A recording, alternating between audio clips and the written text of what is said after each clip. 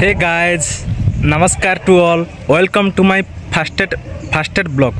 भूल गया इसको क्या बोलते हैं, फास्टेड ब्लॉग। हाँ, hey guys, welcome to my fast blog.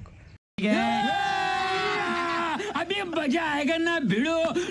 अभी ठीक है ना?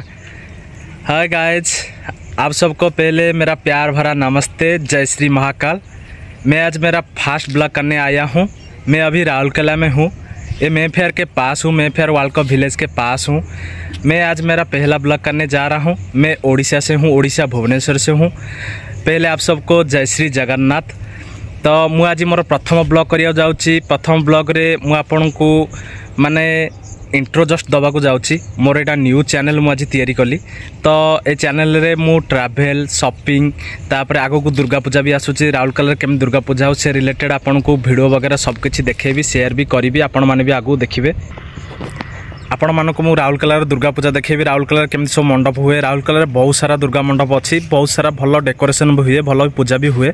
मु आपन को देखेबी। तो आपण मो चैनल को लाइन मारिबे। सॉरी भूल है लिया। कौन है ये लोग, कहाँ से आते हैं? लाइक करिवे, शेयर करिवे, सब्सक्राइब करिवे, आ मते टिके सपोर्ट करिवे। मो चैनल केमती आगु जाऊ।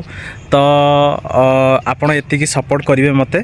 तो मु आशा करूची ए ब्लॉग टे आपण को भल लागिथबो। तो देखाबा पुणी नेक्स्ट ब्लॉग रे।